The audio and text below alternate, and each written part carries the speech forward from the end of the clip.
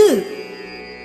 அன்பு உடைமை ஆன்ற குடிப்பிறத்தல் வேந்து அவாம் பண்பு உடைமை தூது உரைப்பான் பண்பு.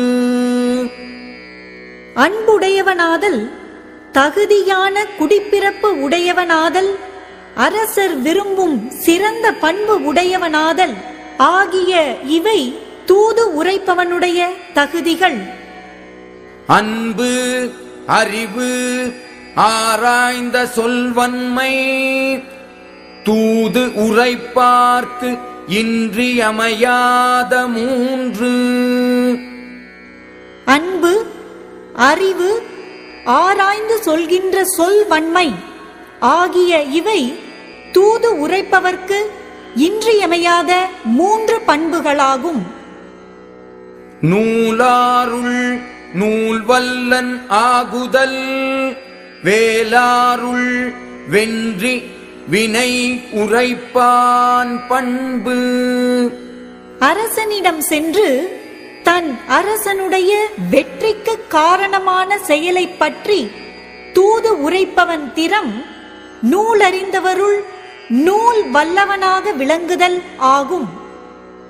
அறிவு, உரு, ஆராய்ந்த கல்வி இம்மூன்றன் செறிவு உடையான் செல்க வினைக்கு.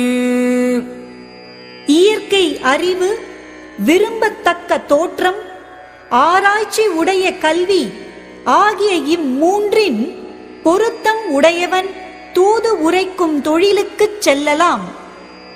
தொகச் சொல்லி தூவாத நீக்கி நகச் சொல்லி நன்றி பயப்பதாம் தூது.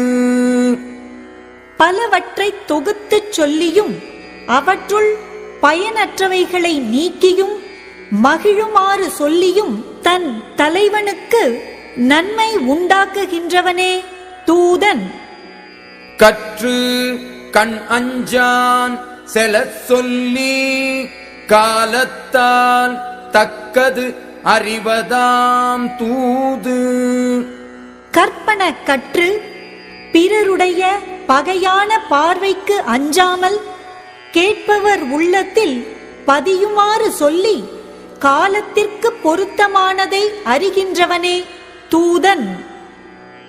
கடன் அறிந்து காலம் கருதி இடன் அறிந்து எண்ணி உரைப்பான் தலை. தன் கடமை இன்னது என்று தெளிவாக அறிந்து அதை செய்வதற்கு ஏற்ற காலத்தை எதிர்நோக்கி தக்க இடத்தையும் அறிந்து ஆராய்ந்து சொல்கின்றவனே தூதன்.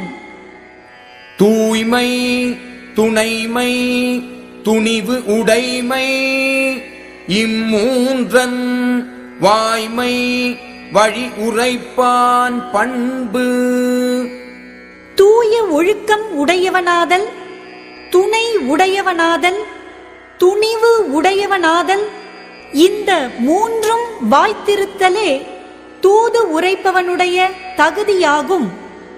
விடுமாற்றம் வேந்தற்கு உரைப்பான் வடுமாற்றம் வாய்சோரா வன்கணவன். குற்றமான சொற்களை வாய் சோர்ந்தும் சொல்லாத உறுதி உடையவனே அரசன் சொல்லி அனுப்பிய சொற்களை மற்ற வேந்தர்க்கு உரைக்கும் தகுதியுடையவன். இறுதி பயப்பினும் எஞ்சாது இறைவர்க்கு உறுதி பயப்பதாம் தூது. தனக்கு அழிவே தருவதாக இருந்தாலும் அதற்காக அஞ்சி விட்டுவிடாமல் தன் அரசனுக்கு நன்மை உண்டாகுமாறு செய்கின்றவனே தூதன்.